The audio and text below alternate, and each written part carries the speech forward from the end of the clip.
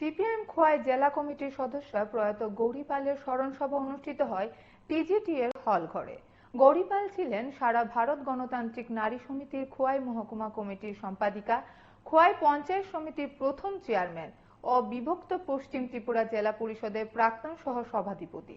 স্মরণ সভায় উপস্থিত ছিলেন রাজ্যের প্রাক্তন মুখ্যমন্ত্রী মানিক সরকার, প্রাক্তন মন্ত্রী অঘোর দেববর্মা, বিধায়ক নির্মল বিশ্বাস, নেত্রীর স্বামী অজয় ঘোষ ও কন্যা সহ আরো অন্যান্যরা।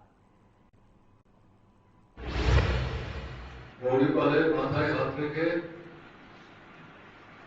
আমরা রওনা হয়, চোখের জলে তার মুখ ভাসাচ্ছে। তার একমাত্র সন্তান, কন্যা সন্তান আমার জানা ছিল না। আমি যেটা লক্ষ্য করছিলাম তাতে আমার মনে হচ্ছিল সে বুঝে উঠতে পারছিল না তার কি সর্বনাশ হয়ে গেছে। বারবারই মাকে জানতে ধরে বলছে, তুমি উঠে বসো।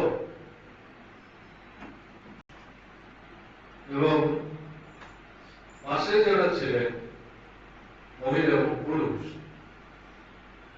তাদের মধ্যে কাউকে কাউকে বলছেন